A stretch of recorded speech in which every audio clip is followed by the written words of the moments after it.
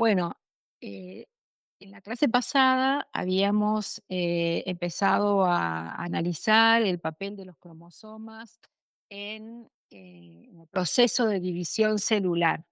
Hoy vamos a continuar con el estudio de los cromosomas, proceso de división celular, pero ahora vamos a ver otro de los procesos, que es el de la meiosis, que también es un mecanismo de división celular que ustedes ya lo estudiaron en tanto en introducción a la biología como en biología celular. Así que ahora vamos a focalizarnos en algunos aspectos de la meiosis que son relevantes para el estudio de la genética y el conocimiento del origen de la biodiversidad.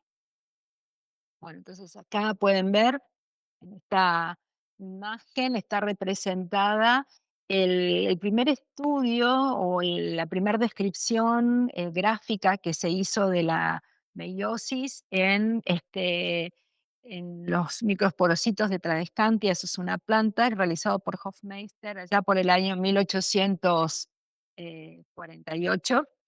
Y bueno, si bien en ese entonces no teníamos los microscopios, o no tenían los microscopios que disponemos ahora, donde podemos analizar un montón de detalles, la descripción o el dibujo que realiza fue casi perfecto.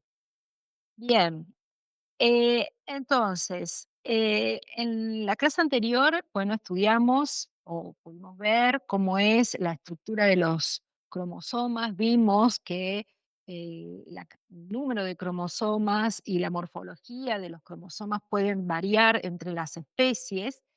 Y también hablamos de la importancia que tenían o que tienen los cromosomas en la transmisión de la información genética. Entonces, los cromosomas tienen esa triple función. Por un lado, conservar la información genética, transmitirla de una generación a otra y también expresar la información genética que portan. Y en este contexto tienen un papel muy importante en la transmisión de la información genética de padres a hijos en este proceso de reproducción sexual. Vamos a ver que la reproducción sexual implica, por un lado, la elaboración de células especializadas, que son los gametos, en un proceso que se conoce como gametogénesis, y la posterior unión de estos gametos en un proceso que se denomina de fertilización. Vamos a ver entonces que esos gametos se forman como resultado de la división celular, o sea, como resultado de la meiosis, y que la fertilización es la contraparte de la meiosis, y que ambos procesos contribuyen o constituyen la base de la reproducción sexual. Esta reproducción sexual está extendida en numerosos grupos de eucariotas. Si bien hay algunos que tienen reproducción clonal, la reproducción sexual es importante dentro de los eucariotas porque permite una evolución más eficiente de los organismos. ¿Y esto por qué?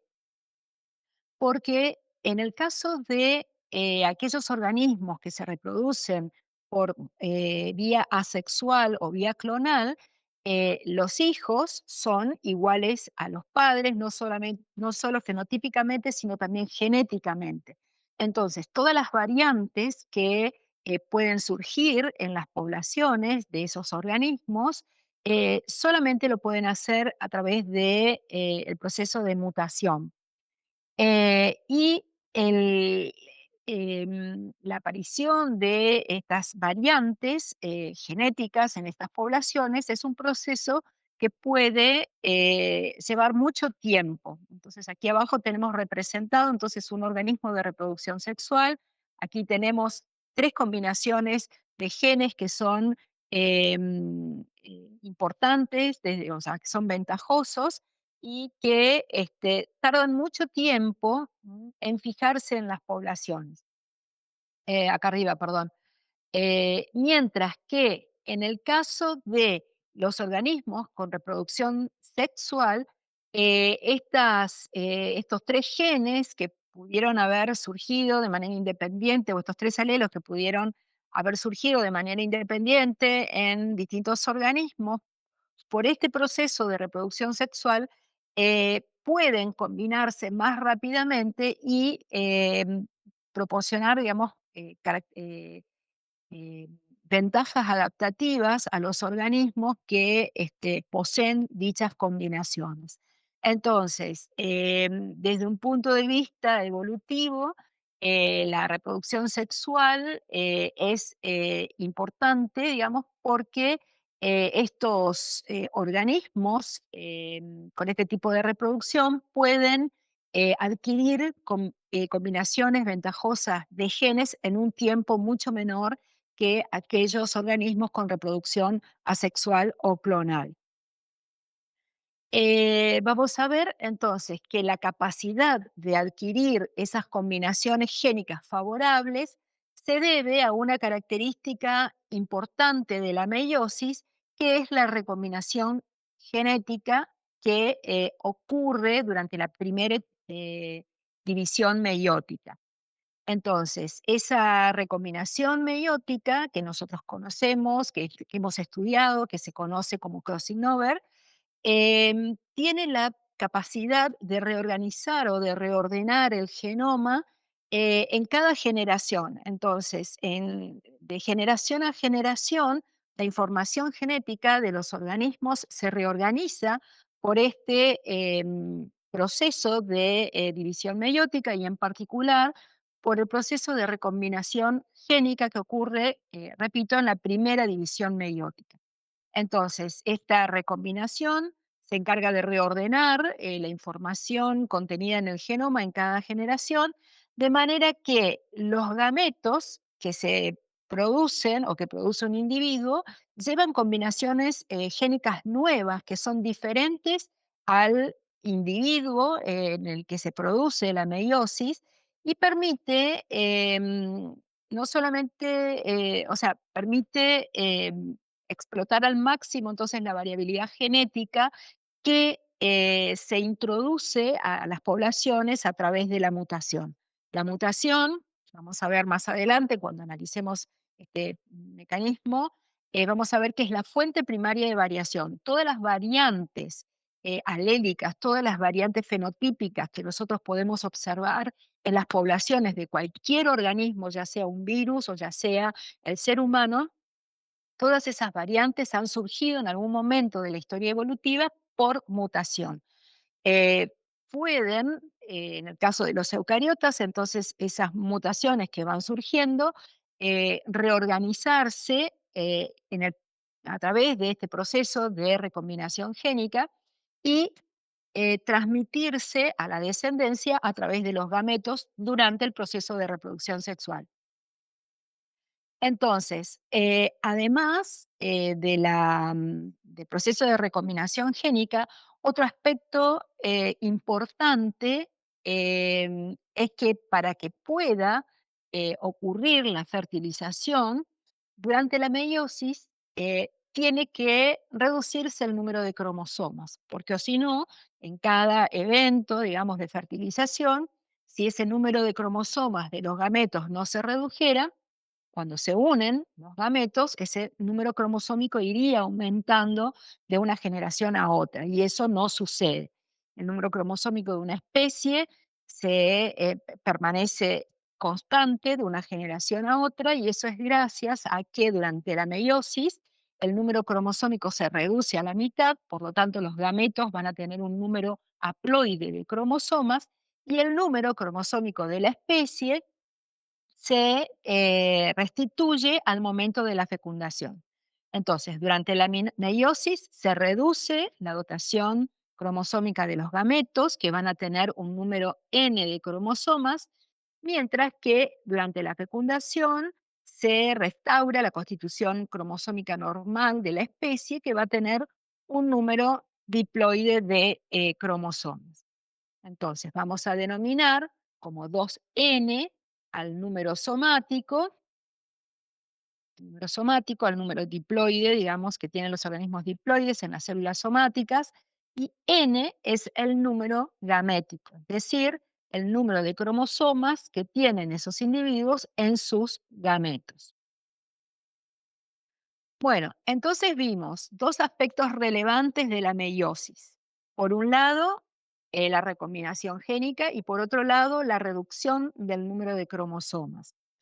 Las fases de la meiosis, ustedes ya las saben, no vamos a repetir aspectos que ya han estudiado, sí, los pueden después repasar cuando saquen sus apuntes de introducción y de biología celular para repasar las fases de la meiosis y qué ocurre en esas fases.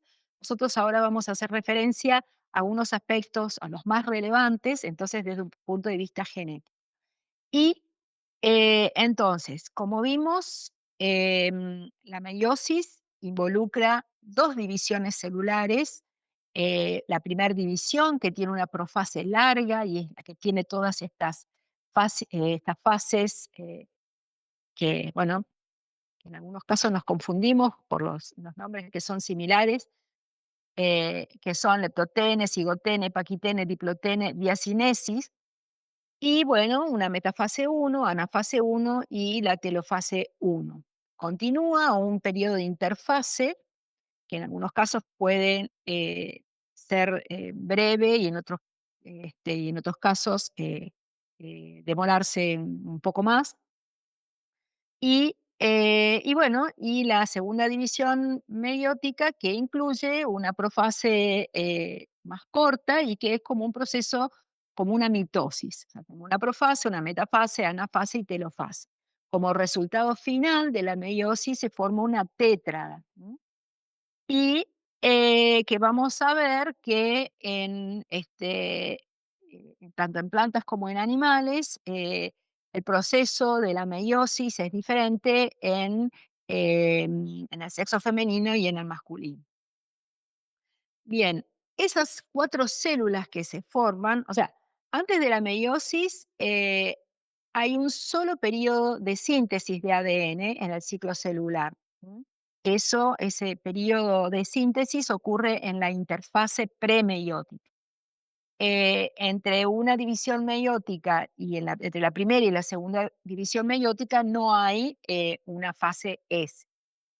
Y como consecuencia, como resultado final de la meiosis, vamos a ver entonces que se forma una tétrada, es decir, 4 células N que son genéticamente diferentes entre sí y también son genéticamente diferentes a la célula madre que les dio origen. Esto es una de las principales diferencias con la mitosis, que vimos que como resultado de la mitosis se formaban dos células hijas que eran genéticamente idénticas entre sí y con la célula madre a partir de la cual se habían formado.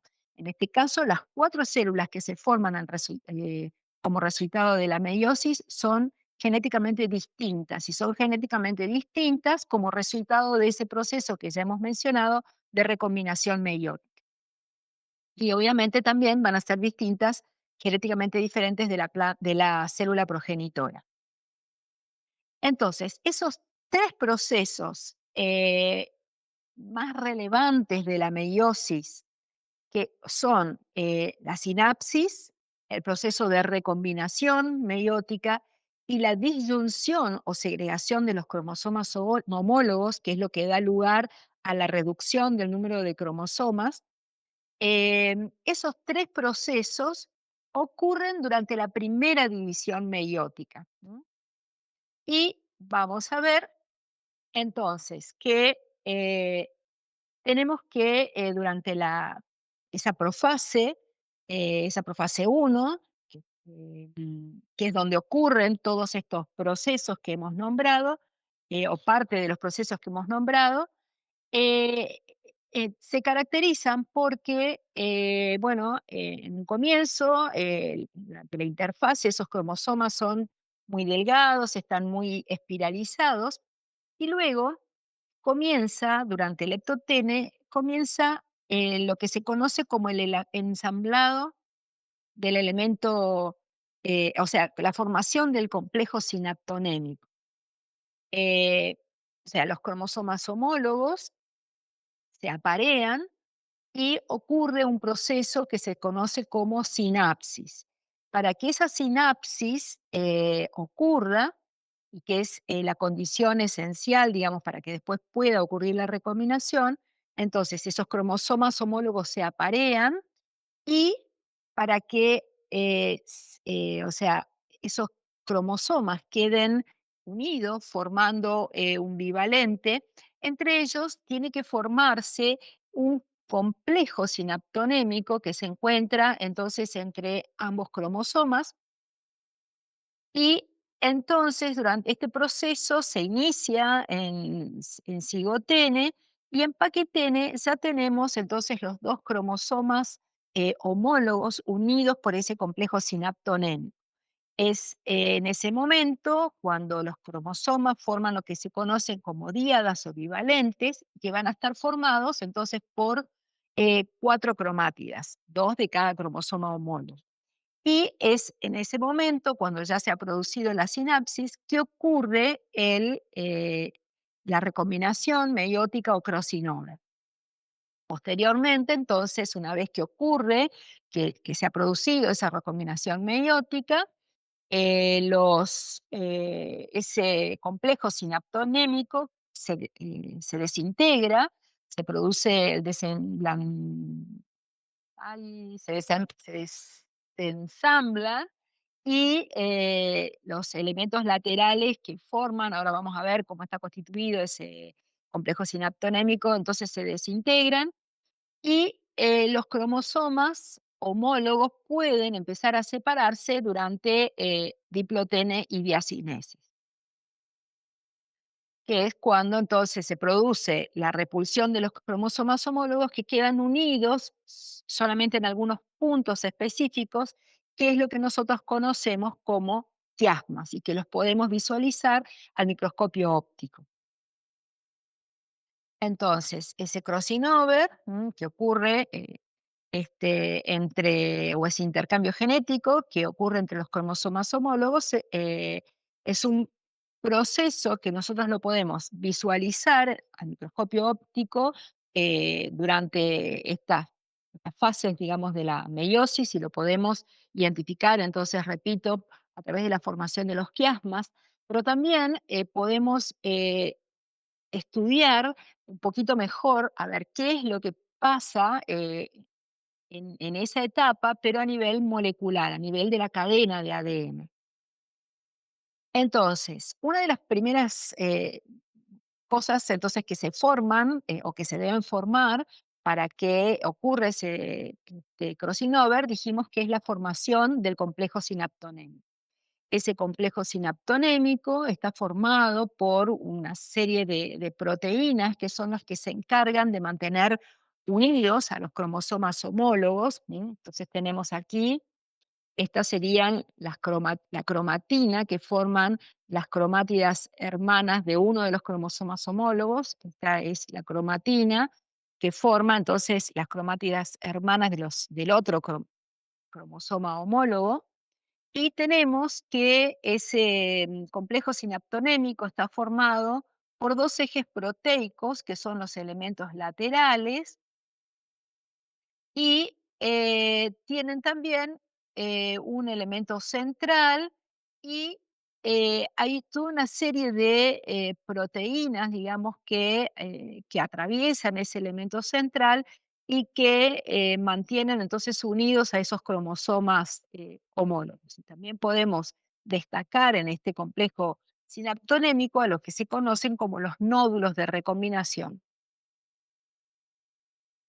Entonces, aquí podemos ver, entonces, con un poco más de detalle, que en la formación de ese complejo sinaptonémico, bueno, acá tenemos, estas serían las cromátidas eh, hermanas que forman uno de los cromosomas homólogos, acá tenemos la otra cromatida hermana, y que en la formación de estos elementos laterales participan unas proteínas que se llaman coecinas y después hay otra proteína que constituye la parte esencial de ese complejo y que se denomina REC8P.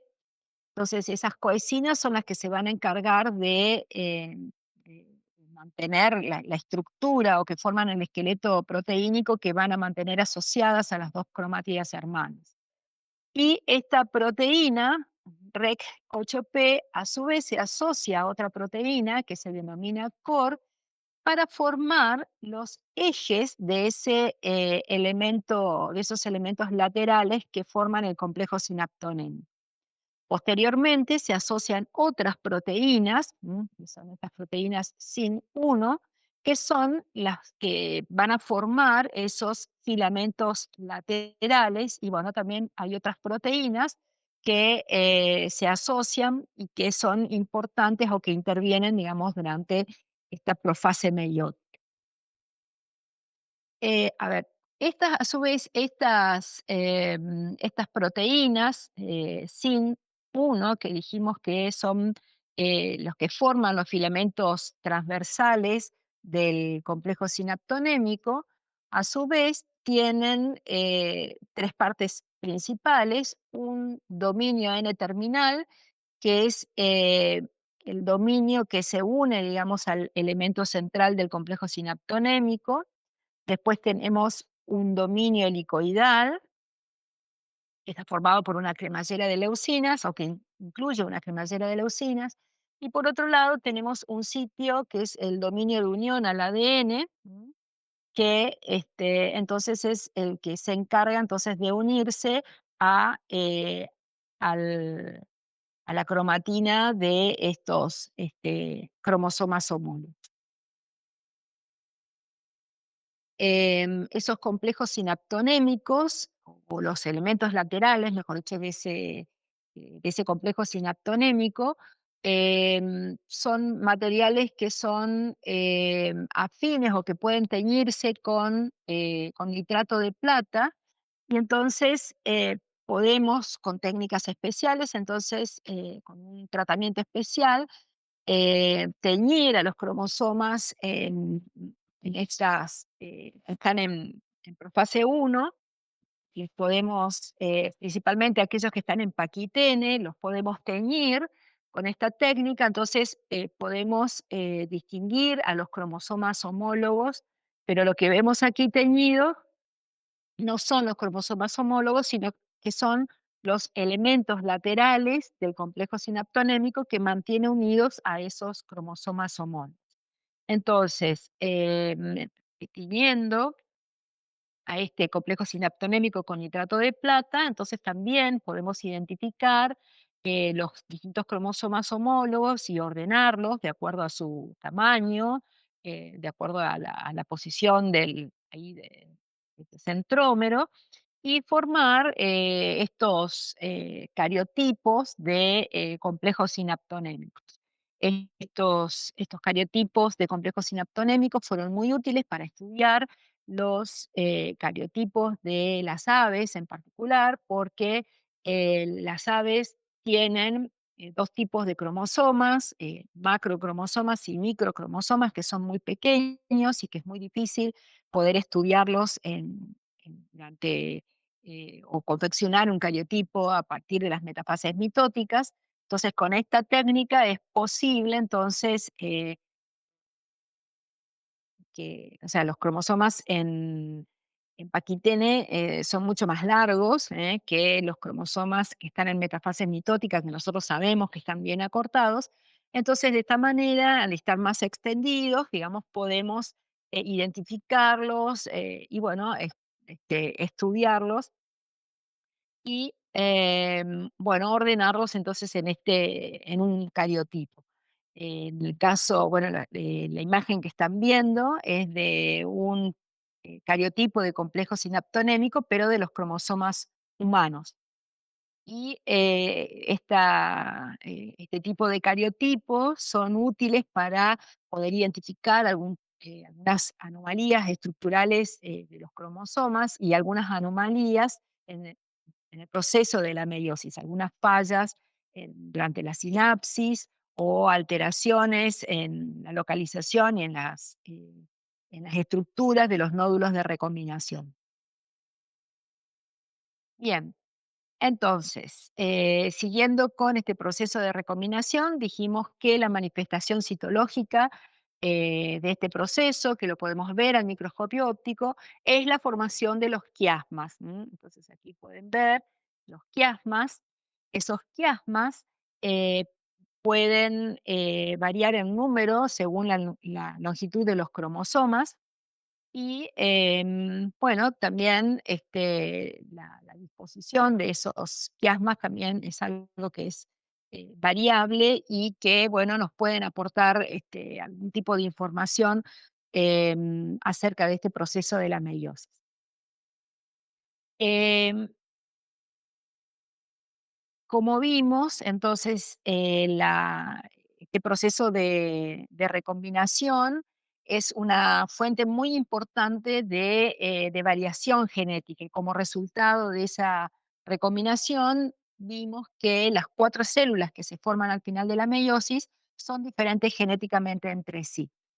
Entonces, ese proceso de recombinación consiste, en términos generales, en un proceso de ruptura de las moléculas de ADN em, que están, digamos, que forman esos cromosomas homólogos, y luego ocurre un intercambio de fragmentos y eh, una vez que ocurre ese intercambio de fragmentos, también tiene que ocurrir una reconstitución, o sea, en esos lugares donde se ha cortado el ADN, donde se han intercambiado los fragmentos, después tienen que volver a unirse. Entonces, esos 3 procesos, el corte, el intercambio y la reconstitución de las moléculas intercambiadas, eh, eh, es lo que constituye, digamos, este proceso de recombinación meiótica.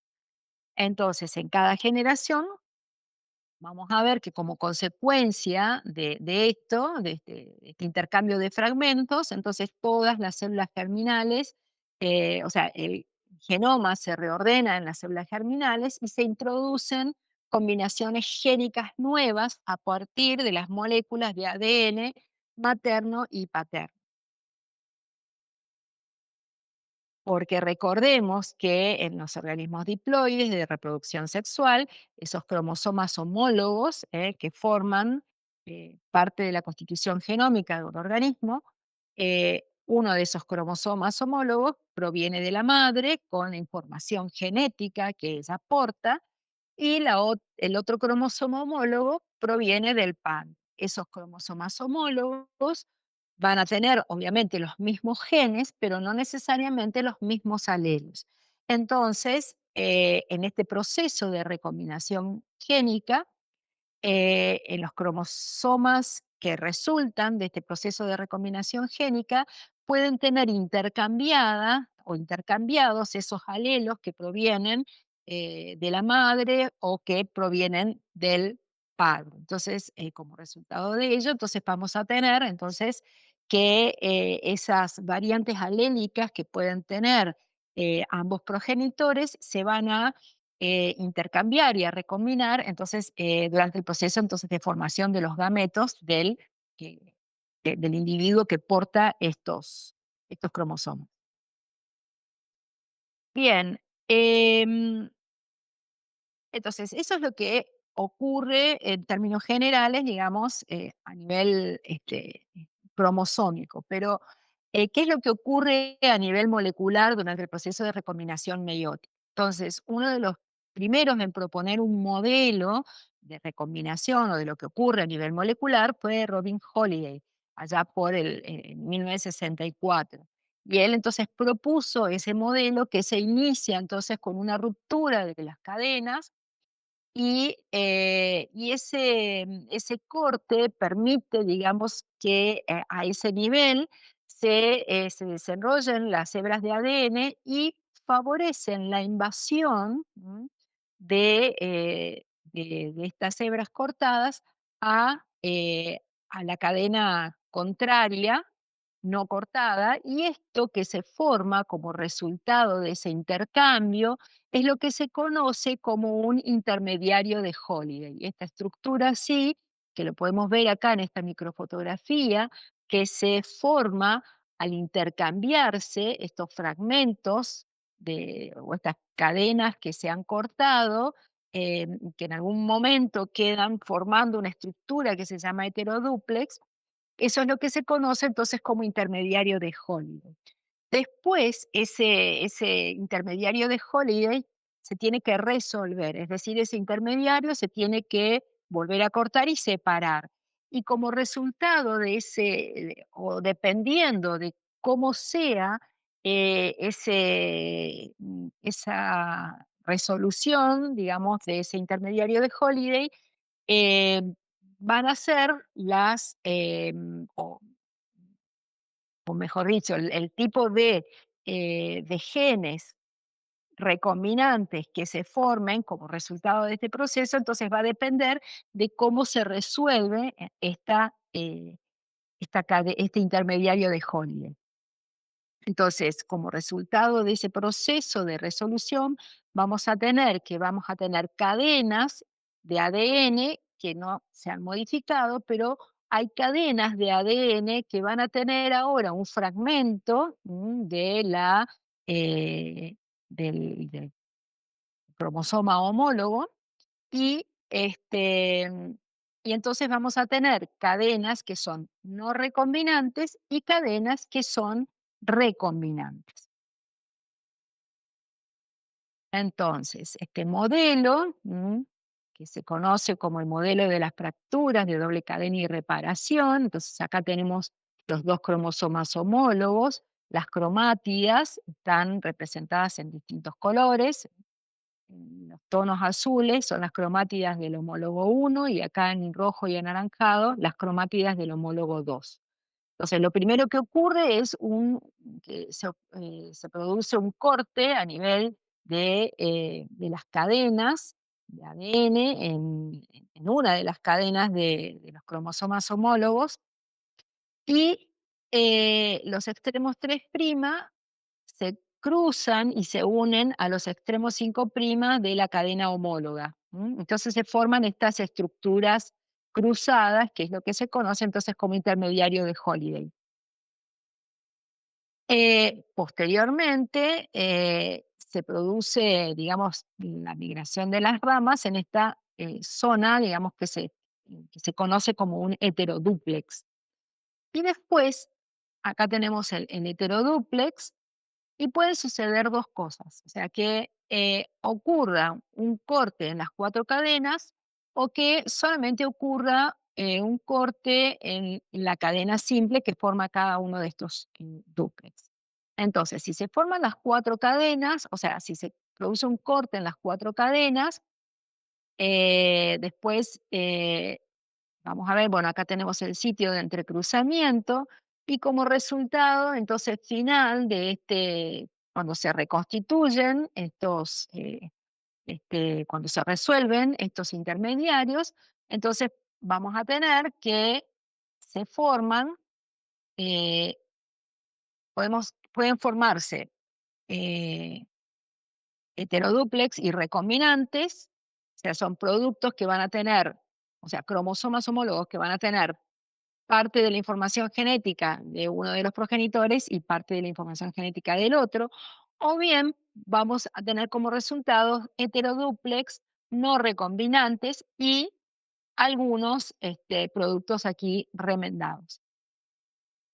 Eh, También, si los cortes se producen en cadena simple, esos cortes se pueden producir en este sentido, de manera vertical o una manera transversal, y según cómo se corte, también entonces vamos a tener como resultado estos heterodúplex y recombinantes, o bien podemos tener como resultados heterodúplex, que son estos que tienen la información intercambiada, y no recombinantes, que son las cromátidas que permanecen con la información genética original.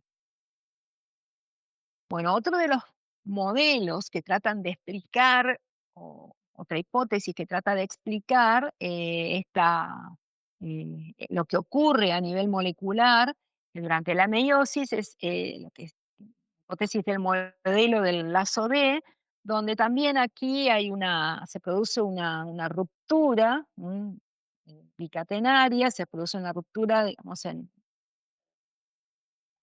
ambas cadenas de uno de los cromosomas y se produce lo que se conoce como una invasión de la cadena de- del otro cromosoma homólogo que no se ha cortado y forma una especie de lazo o bucle. Entonces, a partir de este lazo o bucle, acá ocurre, digamos, lo que se conoce como una síntesis reparadora del ADN. Entonces, estas cadenas que se han cortado y que eliminan, digamos, parte de la información genética, o sea, que se encuentra en ese punto, en este caso sería este alelo D. Entonces, esto después se repara utilizando como copia la información genética de este lazo D, que sirve de molde para reparar ambas cadenas que se han separado de este cromosoma homólogo. Entonces, se forman, como resultado de ello, se producen dos regiones heterodúplex y dos uniones de Holliday, que después se pueden resolver dando lugar entonces a la formación, como vimos hoy, de dúplex recombinantes o de dúplex no recombinantes. En todo este proceso intervienen una serie de enzimas y de proteínas que han sido muy bien estudiadas también en algunos organismos,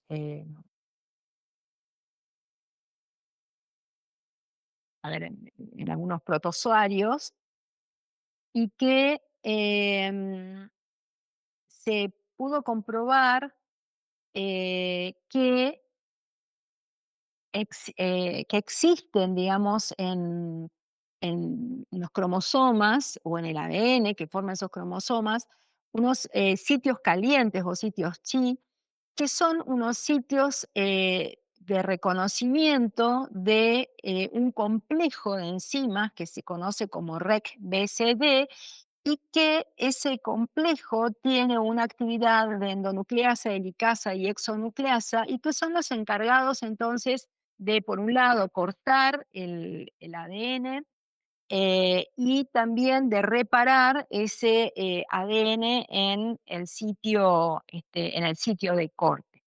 Entonces, estas proteínas, este complejo de proteínas y de enzimas son las encargadas entonces de participar en ese corte de las cadenas de ADN, en la formación del intermediario de Holiday.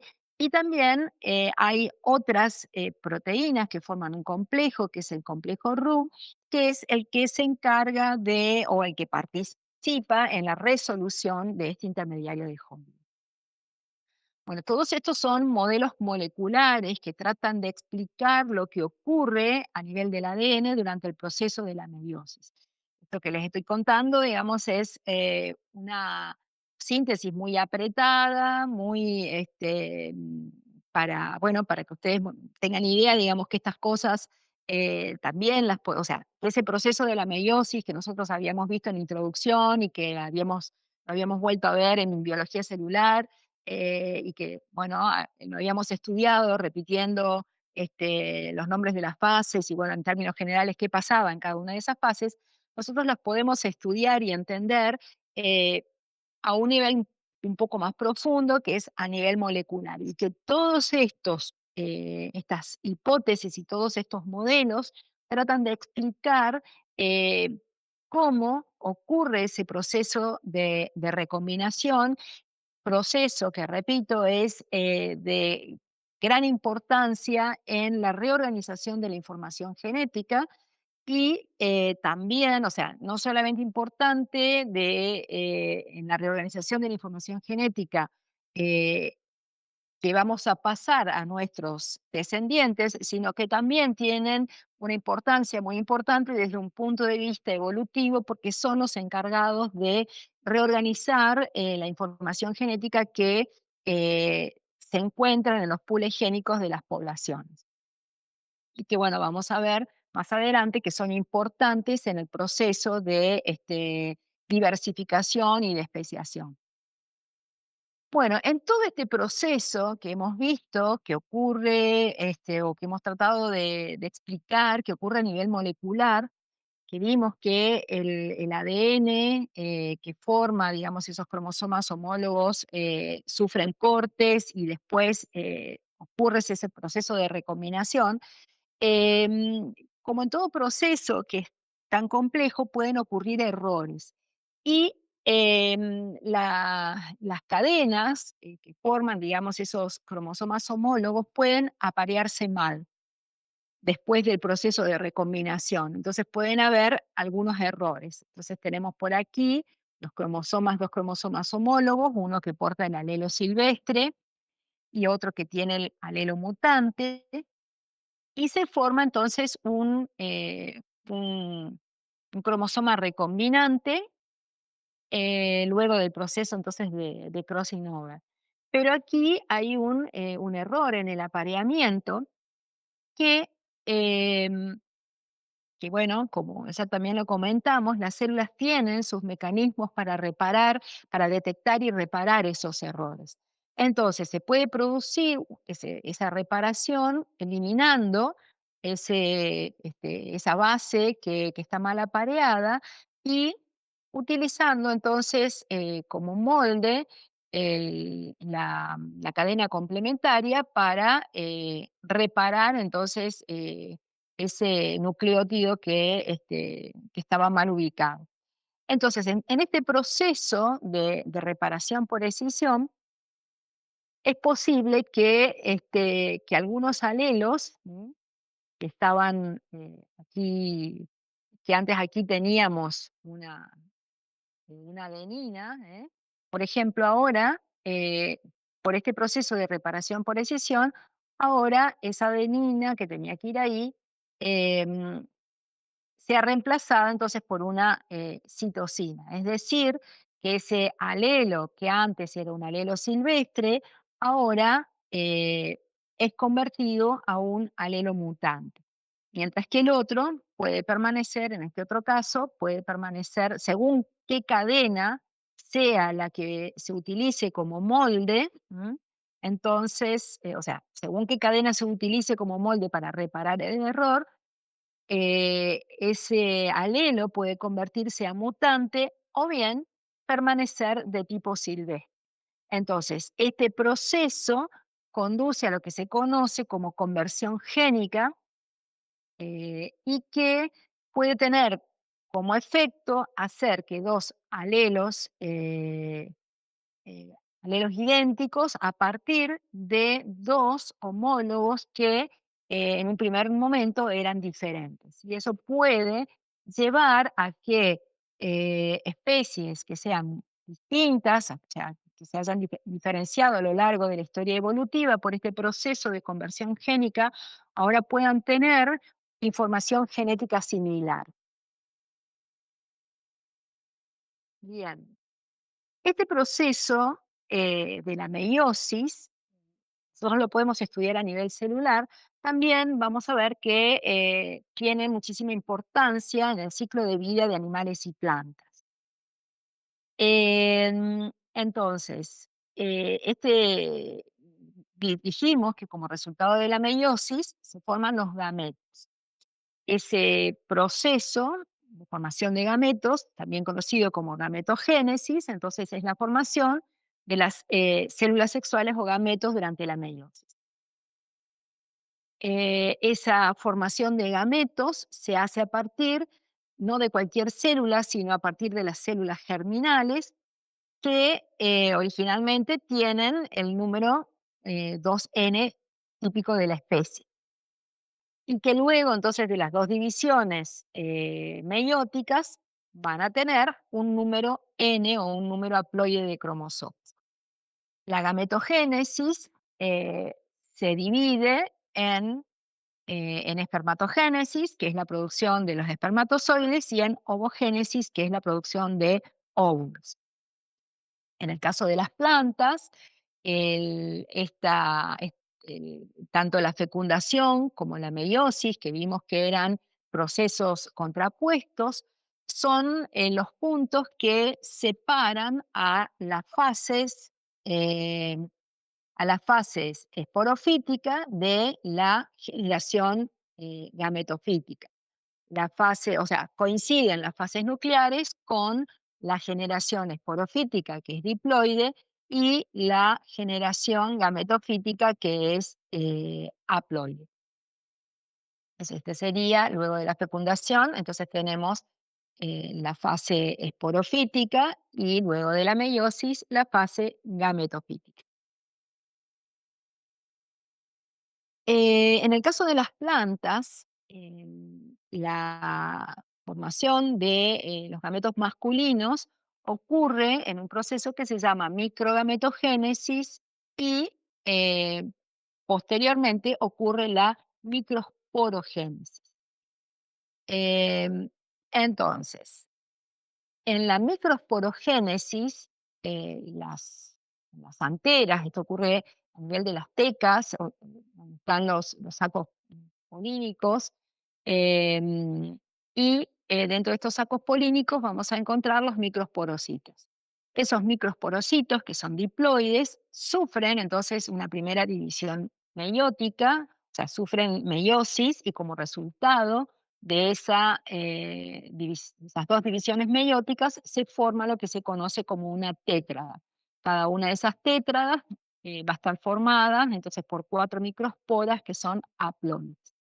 Posteriormente, cada una de estas microsporas haploides, que van a estar formadas por un núcleo, cada una de ellas continúan con el proceso de microgametogénesis, que es el proceso por el cual se forman los granos de polen. Entonces, esa microspora, ¿no? Que tiene un número n de cromosomas, entonces posteriormente vamos a ver que el núcleo se desplaza porque hay una gran vacuola que se forma y este núcleo que es, como dije, es haploide, después se divide por mitosis para dar lugar a un núcleo vegetativo y a una célula generativa. Esa célula en este momento es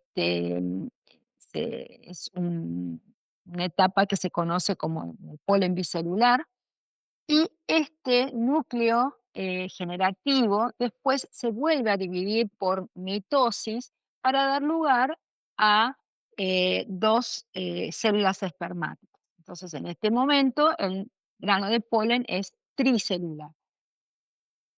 Y esas células espermáticas son las que después van a bajar, entonces, aquí por el tubo polínico para después, entonces, fertilizar a la ovocélula y a las células del medio para dar lugar, entonces, a la formación del embrión y del endospermo. Bien, en el caso de parte femenina, digamos, de las plantas, ocurre el proceso o la formación de gametos femeninos, es la megagametogénesis y la megasporogénesis. La megagametogénesis ocurre, o sea, es el proceso de la meiosis, entonces a partir de esos megasporocitos, ocurre la división meiótica y como resultado de la división meiótica se forman 4 células, de las cuales 3 degeneran, 3 megasporas degeneran y solo una continúa con el proceso esa célula que se forma es la que va a sufrir el proceso de megagametogénesis. Es una de las principales diferencias, entonces, entre lo que ocurre en la gametogénesis, la formación de gametos femeninos y masculinos. En el caso de los gametos masculinos, se forman 4 gametos al finalizar todo el proceso, mientras que en el caso de los gametos femeninos, de esas 4 células, o de esas 4 megasporas que se forman al final de la meiosis, solamente una continúa entonces el proceso para dar lugar entonces a la formación de un saco embrionario maduro. Entonces, este megasporocito, entonces después sufre eh, 3 divisiones mitóticas y como resultado de esas 3 divisiones mitóticas se va a formar al finalizar del proceso un saco embrionario que va a estar formado entonces por los núcleos polares que se fusionan y que después van a dar lugar a la formación del endosperma, 3 antípodas, 2 sinérgidas y el núcleo o ósfera, que es la que después se va a fusionar con uno de los núcleos espermáticos que está bajando por el tubo polínico para dar lugar entonces a la formación del embrión. Bueno, acá pueden ver después cómo es el proceso de meiosis en Lily. Bueno, y posteriormente, en el caso de las plantas, una vez que se ha formado, digamos, que se ha formado los núcleos porocitos, esto tenía que ir antes, esta diapositiva, eh, porque esto es al final de la meiosis, cuando se forman la tétrada. Entonces, cada división meiótica puede estar sucedida, digamos, de una división del citoplasma, y esto se conoce entonces como una división sucesiva que ocurre en las monocotiledóneas, o bien la citocinesis puede ser simultánea y en este caso la pared que va a formar o que va a separar, digamos, a las 4 células resultantes de la meiosis, se forma recién al finalizar la meiosis. Y esto es lo que ocurre, esta citocinesis simultánea es la que ocurre entonces en las dicotiledóneas. Bueno, en el caso de las plantas, vamos a ver que el tipo de reproducción puede ser con fusión de gametos, en este caso vamos a hablar de anfimixis, pero también la reproducción se puede dar sin fusión de gametos. En este caso, la reproducción, que es asexual, se puede dar con la formación de semillas o sin la formación de semillas. Entonces, en el tipo de reproducción asexual sin formación de semillas, tenemos, por ejemplo, la multiplicación vegetativa. Mientras que la reproducción puede ser asexual, es decir, no hay unión de gametos, pero sí se pueden formar semillas en un proceso que se conoce como agamospermia. Esa agamospermia puede ser de dos tipos. Puede ser por embrionía adventicia o por apomixis gametofítica, que puede ser de dos tipos, diplospórica o apospórica. Entonces, acá tenemos como ejemplo de multiplicación vegetativa, entonces es la producción de una planta a partir de una célula, un tejido, un órgano o una parte de la planta madre, que puede ser a través de estacas, acodos, injertos, rizomas, bulbos o tubérculos. En el caso de la gamospermia, que dijimos que es un tipo de reproducción asexual en el cual no hay fertilización, pero sí hay producción de semillas, entonces esos embriones somáticos se pueden formar directamente a partir de la nucela, esto es el óvulo, un óvulo, que tenemos entonces la nucela, y esas, o bien de los tegumentos del óvulo.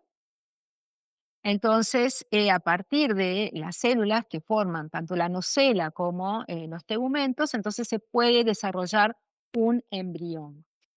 Y también eso se conoce entonces como embrionía adventicia.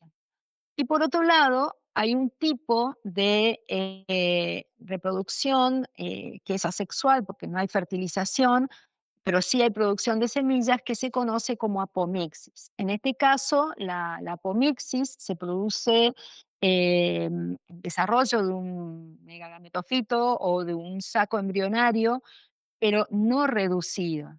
Y ese gametofito, ese saco embrionario, o el embrión, mejor dicho, puede formarse a partir de una célula arquesporial, porque ocurre una meiosis incompleta, entonces las células, el número cromosómico no se reduce y esa célula va a ser 2N, entonces se puede formar entonces un embrión a partir de esa célula esporial, o también pueden formarse a partir de células somáticas del óvulo. Entonces, en el primer caso, vamos a tener una apomixis de tipo diplofórica, y cuando se forman a partir de las células somáticas del óvulo, y la apomixis es apospórica. Entonces, en este caso, el embrión se puede formar directamente por partenogénesis a partir de una ovocélula no reducida, y en algunos casos puede ser necesario, digamos, que se produzca, digamos, la polinización, y que la polinización induzca a este proceso de apomixis, pero la fecundación no ocurre a nivel de la ósfera, sino que solamente se produce la fecundación de las células del medio para formar el endospermo. Bien. Eh, Entonces, esa apomixis, como resultado de la apomixis, ya sea apospórica o diplofórica, las semillas van van a tener exactamente la misma información genética que la planta madre, y por lo tanto toda la descendencia va a ser genéticamente idéntica a la planta que le dio origen. Y, entonces es un tipo de reproducción clonal. Y, este es un tipo de reproducción que es muy común entre las gramíneas, y que, tiene importancia desde un punto de vista, del mejoramiento genético, porque, permitiría, digamos, que la propagación, digamos, a través de semillas de muchas especies que son, o de variantes o de líneas que han sido mejoradas y que solamente pueden, digamos, actualmente solamente se pueden propagar por métodos vegetativos. Em,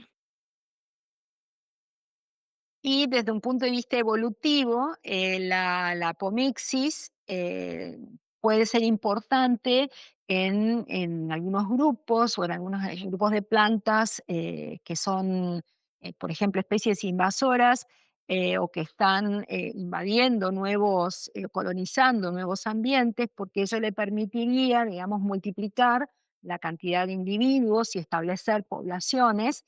eh, de aquellas variantes que surgen en las poblaciones, y que no encuentran contrapartes, digamos, con quienes reproducirse. Entonces, esto lo vamos a ver un poquito más adelante cuando veamos la parte de genética de poblaciones. Bueno, en el caso de los animales, este proceso de gametogénesis y fecundación en los animales superiores se conoce como espermatogénesis y como ovogénesis. Ahí tienen un link donde pueden ver este, un video en YouTube donde, bueno, se explica muy bien, digamos, todo este proceso. Después lo pueden ver en la clase que está subida al aula. Y bueno, empezando por la espermatogénesis, al igual que en el caso de las plantas, como resultado final de la meiosis, se forman entonces cuatro células haploides, que continúan su proceso de maduración. O sea, como resultado de la división meiótica se forman cuatro espermátidas. Esas espermátidas, que tienen el número reducido de cromosomas, luego sufren un proceso de diferenciación, que se conoce como espermiogénesis, para dar lugar a la formación de cuatro espermatozoides. Durante ese proceso de espermiogénesis se forma entonces la cola de los espermatozoides, se forman, bueno, espermatozoides que tienen la cabeza, el cuello y la cola. La cabeza formada básicamente por el núcleo y el cuello, que está formado o donde se encuentran las mitocondrias, que le dan la energía necesaria a la cola para poder desplazarse. Y bueno, acá tenemos el proceso de espermiogénesis, donde entonces como resultado se forma entonces el espermatozoide que tiene la cabeza, esa cabeza que incluye el núcleo y un acrosoma que es el encargado después de introducirse en el óvulo para después fecundarlo. El cuello, entonces donde tenemos las mitocondrias y el flagelo o cola, que es lo que le permite desplazarse. En el caso, bueno, y la espermiogénesis, es un proceso que ocurre en los individuos que han alcanzado la madurez sexual y ocurre de ahí hasta que el individuo muere. Es un proceso que es continuo, que no se detiene. A diferencia de la ovogénesis, que en el caso de la ovogénesis, como resultado o sea, tenemos el ovario, tenemos los, estos ovocitos. Los ovocitos, ya las hembras nacen con la cantidad de ovocitos que van a tener a lo largo, digamos, de toda la vida, digamos, de la madurez sexual de las hembras. Esta división meiótica se inicia entonces durante la gestación, digamos, durante la formación del feto, pero entonces se detiene este, mm, en esta, o sea, como resultado de la primera división meiótica, entonces se forma un ovocito secundario y un corpúsculo polar que después se desintegra. Este ovocito secundario eh, entra en una segunda división meiótica que, que queda detenido, digamos, en una etapa, digamos, de la meiosis y que solamente en cada ciclo ovulatorio, cuando cuando se produce la ovulación, y solamente al producirse la fecundación, la meiosis femenina completa su ciclo. Entonces, en esa primera hora, luego de producida la fecundación, los dos núcleos, el femenino y el masculino, permanecen separados y en ese momento se completa la meiosis femenina que entonces recién después, a la hora aproximadamente de producida la fertilización, ocurre entonces la unión del núcleo femenino y masculino para dar lugar entonces a la formación del cigoto.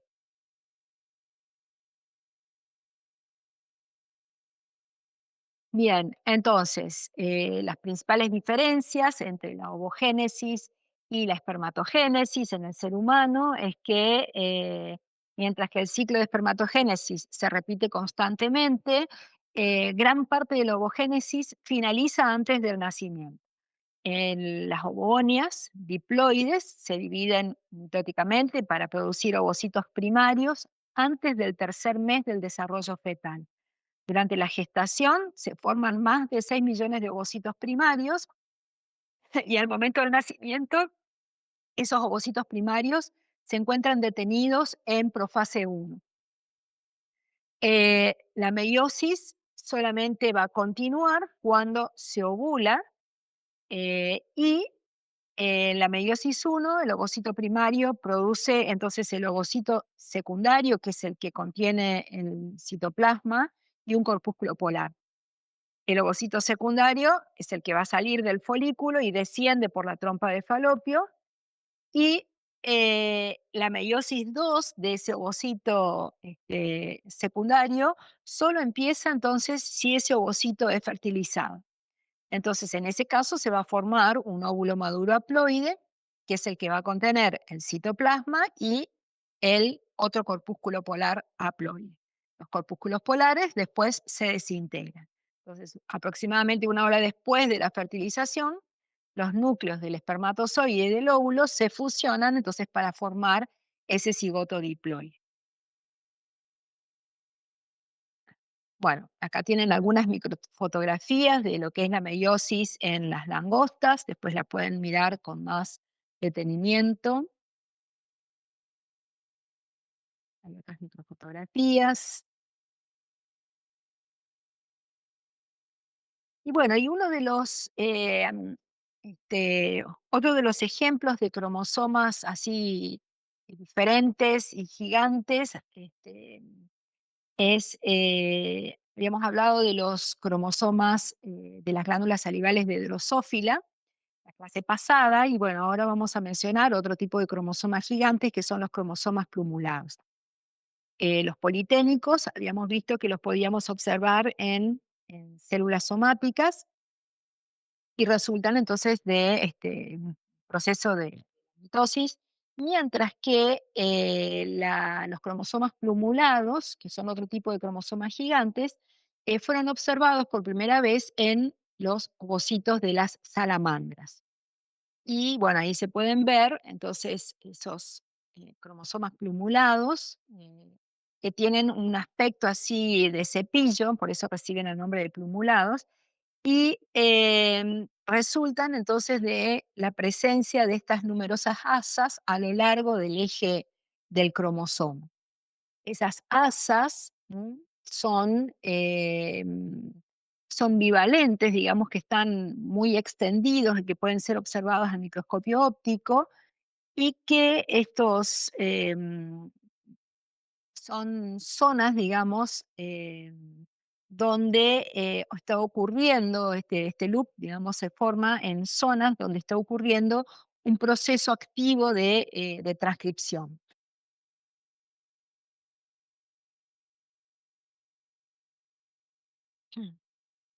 Bueno, y en el caso de los animales, así como vimos que podía ocurrir la apomixis en las plantas y que se podían formar semillas sin que ocurra una reproducción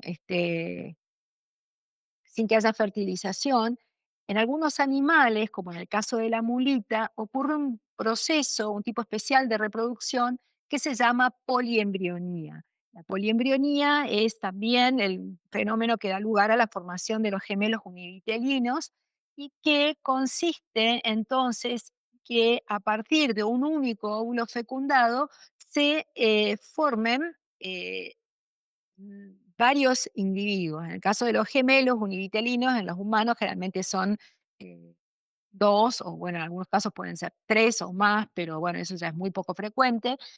Mientras que aquí se pueden ver, por ejemplo, hasta 8 embriones que están unidos entonces a una misma placenta y que se han formado entonces a partir de la división de un único óvulo fecundado. Entonces, repito, este proceso que se conoce como poliembrionía ocurre en algunos grupos de animales y en particular fue muy bien estudiado en el caso de la mulita. Hay un trabajo que está subido al aula virtual donde describe, digamos, este proceso de poliembrionía en el armadillo. Bueno, chicos, esto es una apretada síntesis de lo que ustedes deben conocer acerca del proceso de la meiosis. Lo importante es que quede bien claro, digamos, cuáles son los hitos más importantes de la meiosis, que son los que van a dar lugar a la generación y a la reorganización de la información genética y que son los que em, son importantes, digamos, desde un punto de vista evolutivo, porque son los que reorganizan toda la información genética de una generación a otra dando lugar a la variabilidad genética que nosotros podemos detectar en algunas poblaciones. O sea, la mutación es el único proceso que se encarga de generar nuevas variantes, pero la recombinación génica es la encargada de reordenar toda esa variabilidad. Por otro lado, también es importante, digamos, que quede en claro que este proceso de la meiosis es da como lugar a la formación de gametos y que ese proceso de formación de gametos en los organismos superiores se da en un proceso que se conoce como gametogénesis, que difiere en la gametogénesis femenina y la masculina es diferente en cuanto a la cantidad de productos que se forman y que este proceso de gametogénesis es una condición esencial para que se formen gametos con el número de cromosomas reducido, para que luego eh, pueda, digamos, ocurrir la fertilización que y que ambos procesos, la meiosis y la fertilización, constituyen la base de la reproducción sexual, entonces, tanto en plantas como en animales. Bueno, no sé si tienen alguna pregunta para hacer, si les quedó claro, si tienen alguna duda. La clase ya está subida al aula virtual, así que cualquier detalle que se les haya escapado lo pueden volver a leer del teórico. Bueno, también hay algunas lecturas complementarias como para que amplíen algunos de estos temas. Y bueno, no sé,